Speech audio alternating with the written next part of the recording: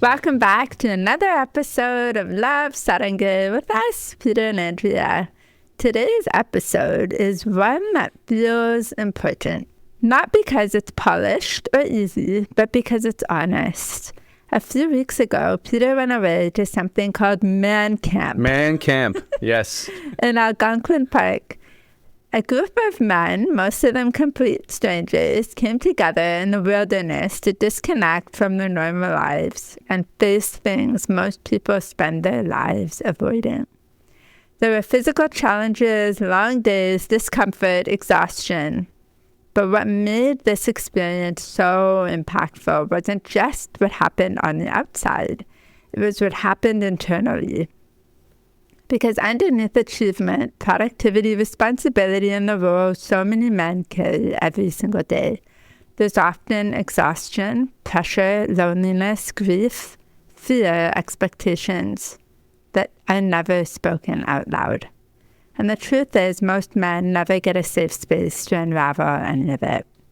This experience asked Peter and the others to stop performing, stop distracting, stop numbing, and instead really look at themselves, maybe for the first time in a long time.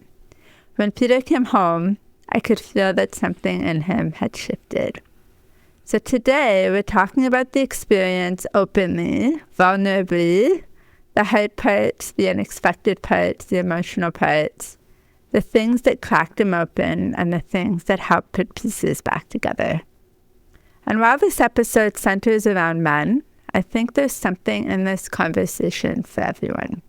Because at the end of the day, all human beings want the same things: to feel seen, to feel safe, to feel connected, and to know that they don't have to carry everything alone. So, let's get into it. Could that have been the longest intro that we've ever had here in the podcast? I think that it needed to be long because it's important, okay? 3 times longer than normal. And before we get started, I want to let the audience know that today I'm wearing the bright yellow Ralph Lauren golf shirt. That was part of the new wardrobe that I accosted for myself. It looks good. I think it matches with your flowery dress. Congratulations. Yes, I like it quite a bit. So yeah. I'm so happy for you. Yeah. Okay, let's get started. What we got? All right. Questions from me. Okay, so for anyone who's hearing about this thing called Man Camp for the first time, what exactly is it, and why did you go, and who ran it? Let's give a shout out to one of your favorite people. So let's give a shout out to the people that were the guides. So Driftwood Paddle is up in Algonquin Park, run by a guy named Chris, or CK we call him. It was, I had no idea it was called Man Camp, by the way. Like, I just went for a portaging trip, and I was hoping to get some. You wouldn't have gone if you knew that's what it was. I just wanted to get some nature, eat some some meaty food cooked over a fire, learn how to make some fire, etc., etc. That's what I was looking forward to do. I had no idea that we had to actually portage. So somebody said that we were going to go into the woods or the campground through a canoe. But I thought it was going to be a canoe trip the whole way. No, portaging is basically when you have to get out of the canoe and basically lift the canoe on your head, on your shoulder, and walk with the canoe. Be balanced on your shoulder. Portage. That's right, portage, yeah. And you basically walk it through the woods or the pit trail, and then you put the canoe down on the other side, so you can canoe again. And we did that 3 times. So we canoed in, I think, a total of 10 kilometers. But the portaging was about 500 meters, I would say.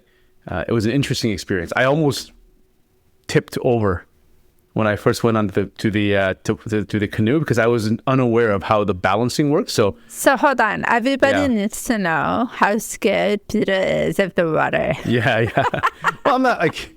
It was freezing. I mean, let's just say that. This is terrifying. I had 4 layers of clothes on because it was absolutely freezing. And we're getting into the water, and the canoe does one of these, right? I do the one thing you don't do when a canoe does that, which is you grab the side of the canoe. What are you supposed to do? So hold on. So when you do that, you basically tip the weight into one side and the canoe will flip. So what you're supposed to do is you're supposed to lay down your paddle flat on the canoe. And then you basically, put the weight on the center. Oh, I didn't know that. That's so not instinctive. That's not instinctive, though. No, I it's not instinctive. think to do that. It's not instinctive. No. Flailing all over the place. No, exactly. So I mean, and it was just freezing. So if I dipped in with all of my Gore-Tex on, it would have been a mess. So that was one of the things that was hilarious. So yeah, man camp. I didn't know it was man camp. We portaged out 10 kilometers. It was raining, pelting wet snow and rain all the way. Freezing cold. I mean, did I say it was freezing cold? Because it was freezing cold. Yeah. And then we found you're canoeing down this river, which is cross switchbacks back and forth. I've never canoed before, so I'm trying to balance and canoe, and my hip flexors are killing me. My shoulders are absolutely on fire. And you're just trying to figure out how to do this in rhythm without getting too wet. But then you get out into the open lake, and the lake has waves, right? Mm. And it's coming at you in different ways. And so you have to kind of canoe against the wave, not with it, or else the canoe will basically go back and forth. So that was very interesting to do. And then we got onto the island, which was basically just us. It was 10 kilometers away, no cell service whatsoever. So I think a little bit. I think every once in a while we'd get cell service because I was sending you messages, and it would take hours. Very. Yeah, maybe once a day we got something. Yeah, it would take hours for the message to go out. So and then it would take hours for the message to be received. So we docked the canoes into this island, and then we still had to go get wood. And all the wood was wet, so you had to figure out which wood would burn, which wood would not. And then we basically made the fire. That was the first thing we did because it was so cold. Did you know how to make a fire before? No idea. No idea. Cool. So that was pretty cool. And we made fire from scratch. And then we just basically built a big-ass campfire. And we just huddled around it for a while. Then we put our camp together, and that was the start. And what's really interesting to me is what happens when a group of people have nothing else to do but gather around a fire. Because it's too cold in the tent. You can't be in the tent. It's way too cold. It's like literally -2, right? You have to eat. And so you have to help out. Everybody has to do something for it to cook. You got to go with firewood. You got to go, prepare the meals.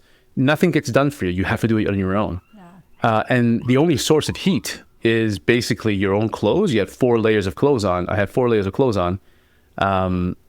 And the fire in the middle. And so everyone is crowding around the fire. We're all in the fire, and and when you have no TV or no cell service, nothing else to distract you from, you just start talking. Yeah. You just start talking. And that, I think, is the key. So that's to remind everyone, you didn't know anyone except your brother. Yeah, and my buddy Brian. The organizer, Brian. Yeah. And so what was that like talking, okay, let's go back. Well, that's a valid question, though, because so I knew my brother, of course, and I knew my buddy Brian.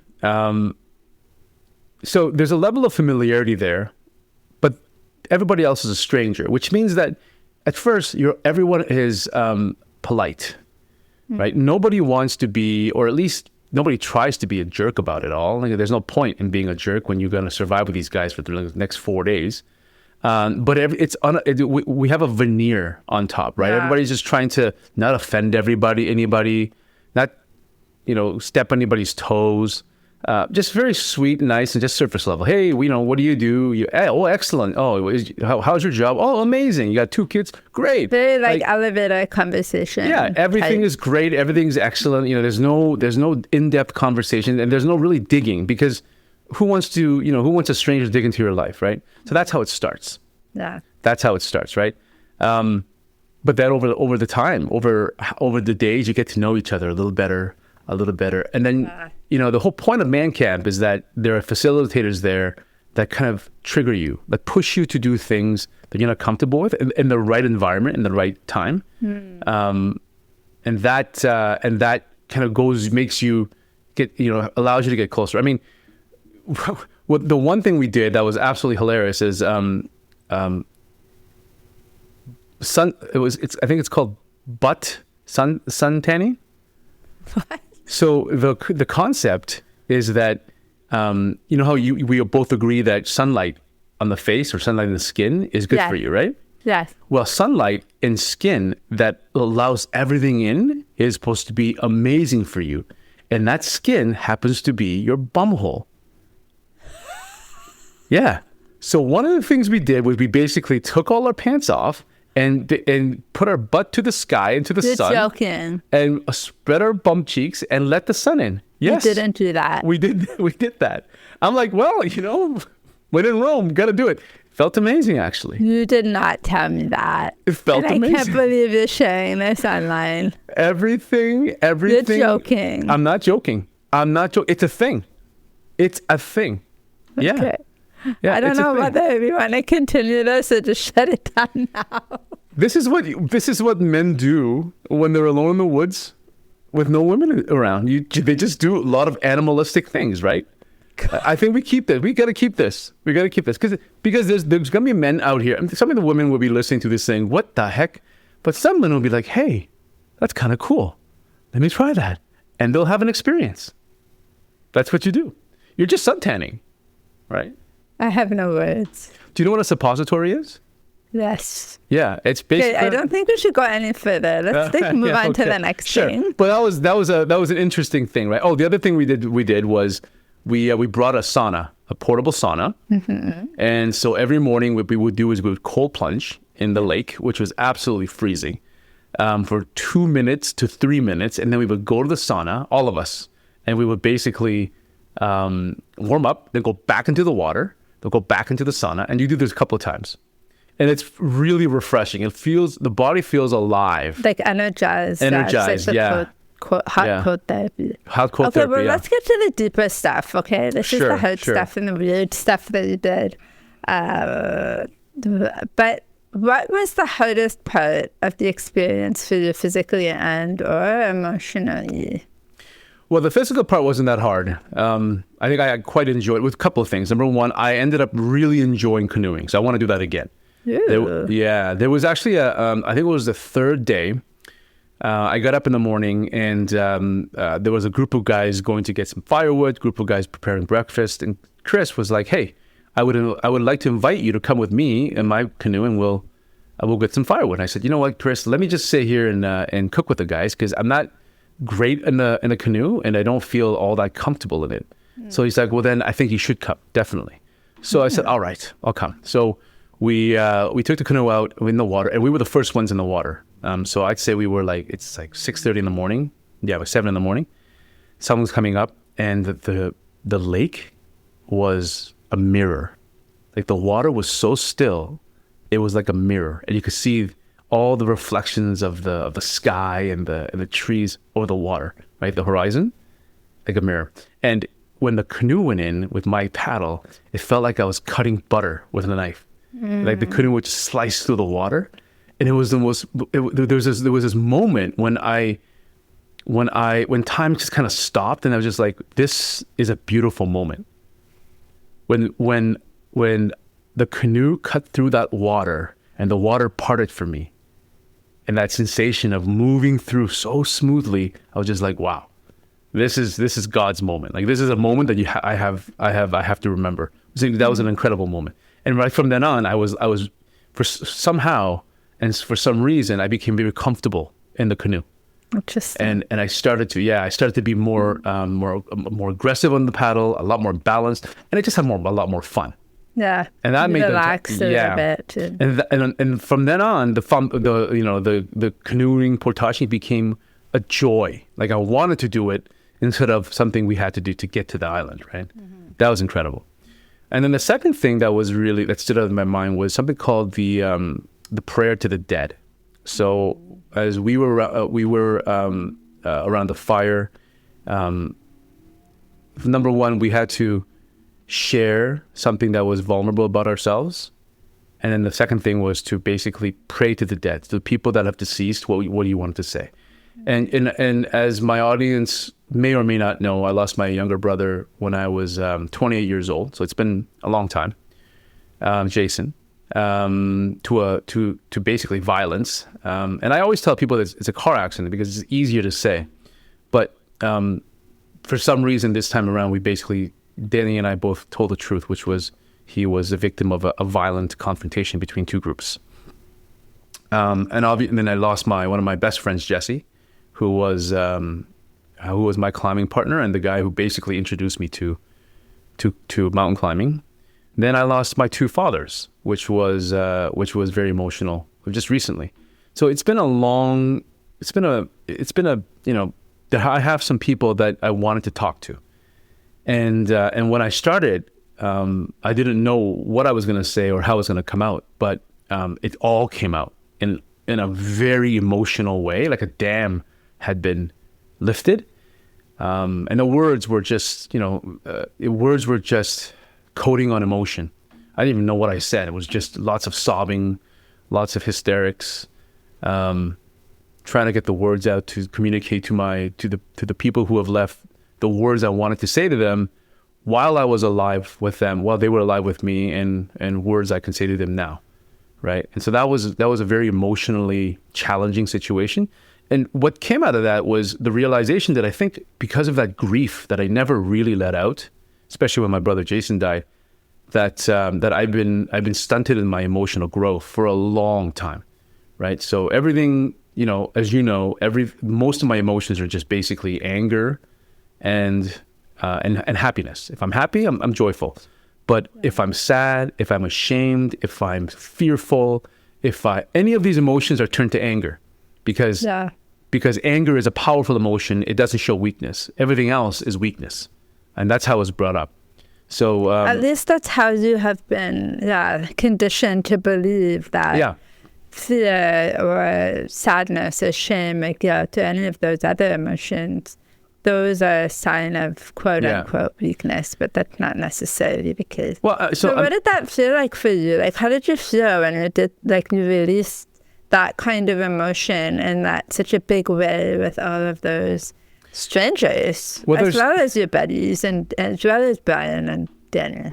Well, there's two things I noticed. One was that the realization that I wasn't the only one that had these emotions that we had to verbalize and to communicate. So did other people have that kind of a reaction as well, a response to that? Absolutely. Absolutely. I mean, I think it's more common than not that men are taught to not show weak emotion or to deal with emotion in a very masculine way, which is not to show it, right? And so I realized that I wasn't the only one. In fact, it was more common that all of us had issues that we had to let out. And two was that the realization that allowing the emotions to flow, allowing the dam to let the water go, is the healthy way. You don't have to. I don't think I'm ever going to talk to everyone every single week and confess, or like a confession, or tell everyone how I feel in that moment. I don't think I'll ever get there, but it's good to it's good to verbalize what you are feeling. Just communicate. I don't have to ask for forgiveness. I don't have to look for next steps. I don't need a solution to it. All I need to do is, or all anyone needs to do, all any man needs to do, is to just verbalize that emotion, right? Let that emotion take form in words and vocabulary. But I think it's also that men need to feel safe to be able to do that. Yes, absolutely. And not everyone does. And maybe they feel like, even if they could be safe with their partners at the very least, maybe they feel like they've put on this big persona. And whether or not the facts are that they are safe, they may not feel that they can be safe. Well, that's one of the in a situation like that. That's one of the observations that I witnessed is, even in these, what really balanced me was that in this chaos of emotion that I was feeling, right? I looked up I remember I looked up, I looked at the sky, and the sky was so pristine, and the water was so pristine, and the trees hadn't moved, and the environment that I was in was the rock that I needed for the chaos to happen, right? It was knowing that, understanding that no matter what happened inside me or the chaos that I let out, there was a rock beside me, which was Mother Earth, which was God, which was whatever you want to give it name to. My eyes would close and chaos would happen, fire would brimming, and and all kinds of things go on. The emotion of the storm of an emotion, and then you open your eyes and everything is so pristine.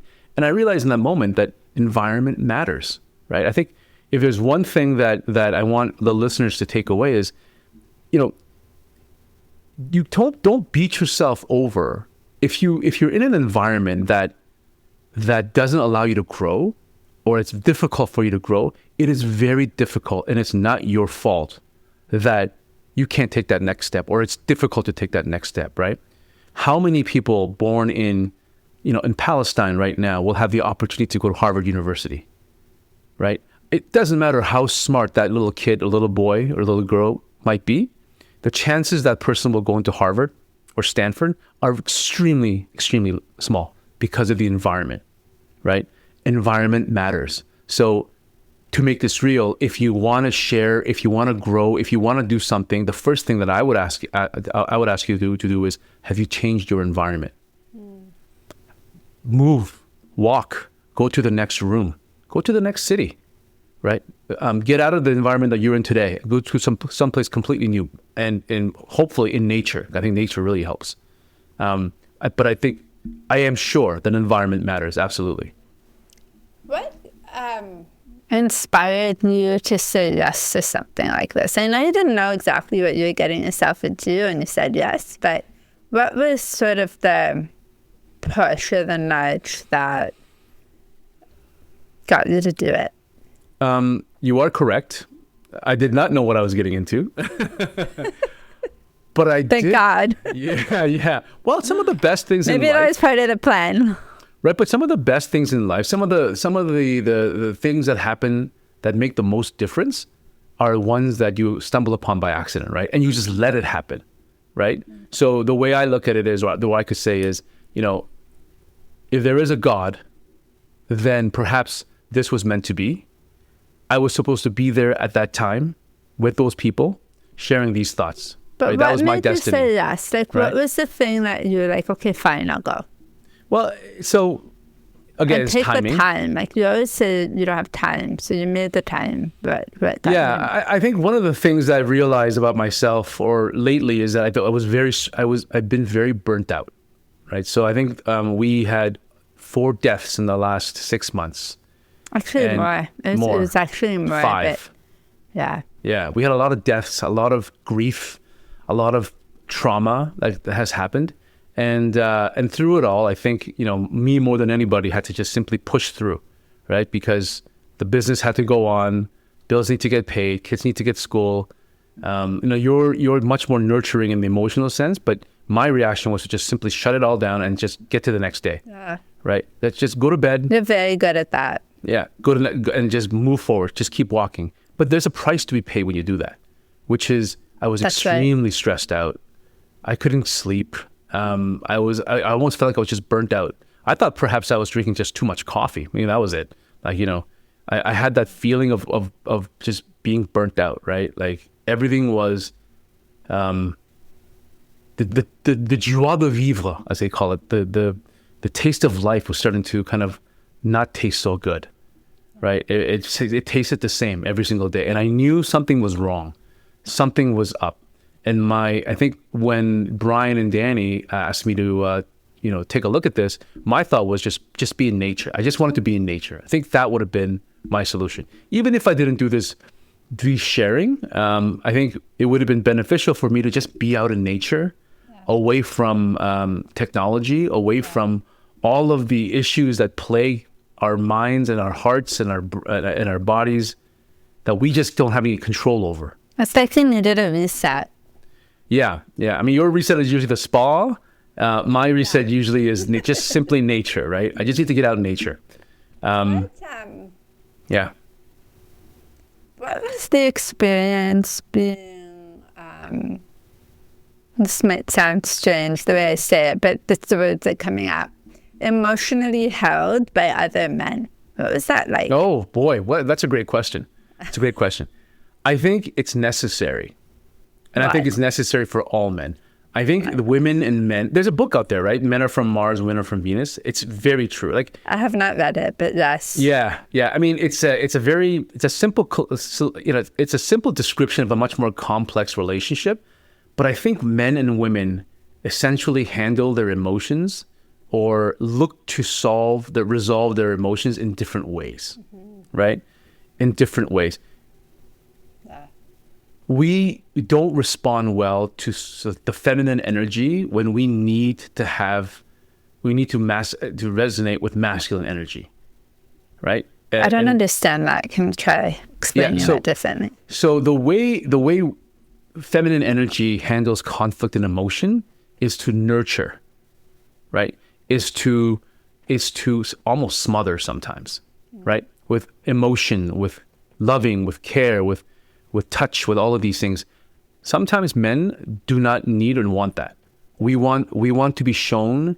Masculine energy is more subtle. It's more pointing to the direction.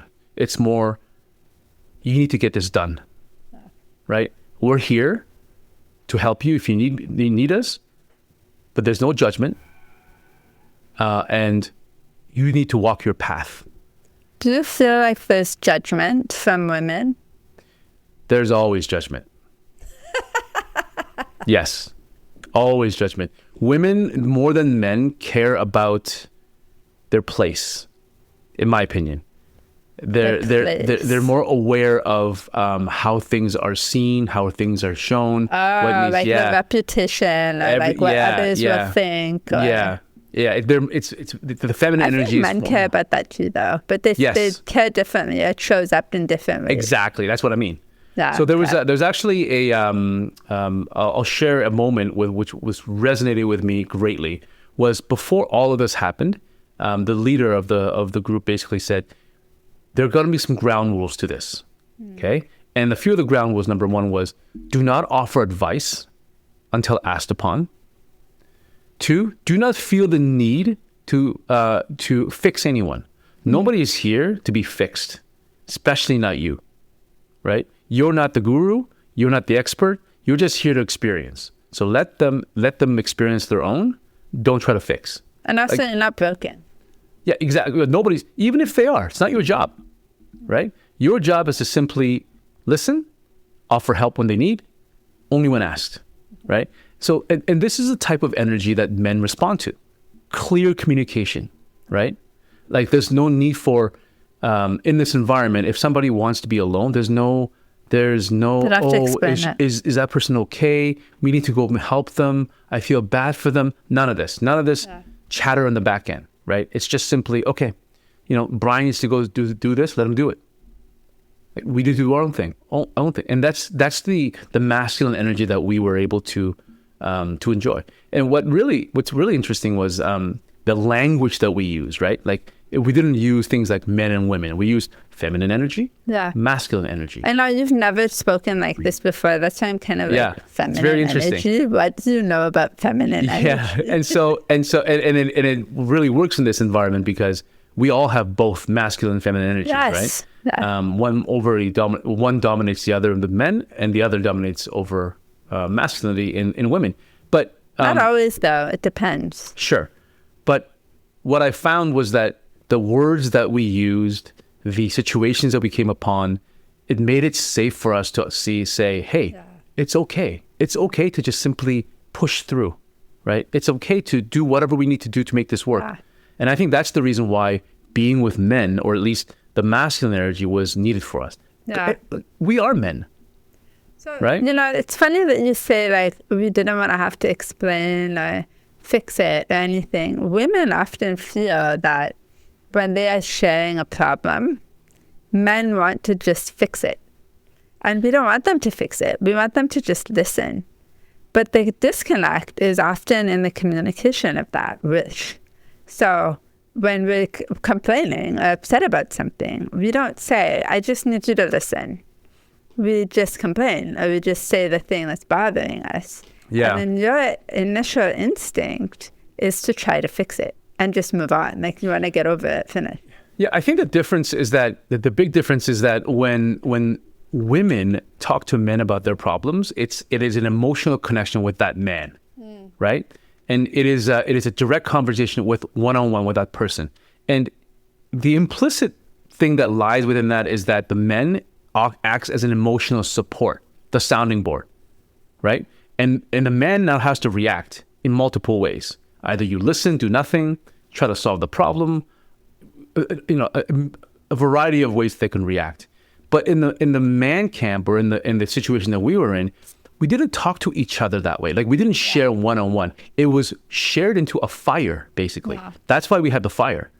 And what we did was we would have pouches of tobacco, and we would basically, as we shared our grief, our hurt, our anger, everything, we left it in the fire and we burned it. I love yeah. that. Yeah, it was to nobody except for the energy of the fire.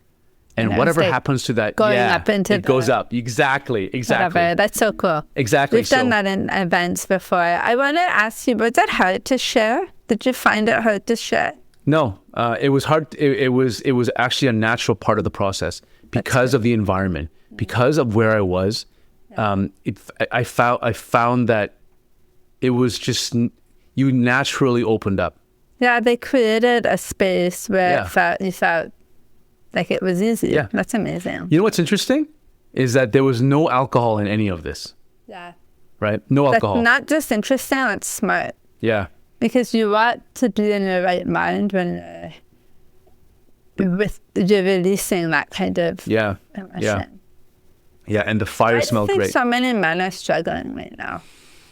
I feel like this is a common thing. Like, there's more and more, I'm noticing that there are more and more support groups and like men-centered camps or like events, retreats, coaching, really focusing on the man. And why do you think that is? I think primarily every man has a dam, right? Every man handles emotions differently, but overall, we don't share a lot of emotion. We don't give verbiage or vocabulary to the emotions that we feel. So there's no release. We don't let the water out of the dam enough. And so that dam builds, and the pressure builds and builds and builds and builds until the dam explodes.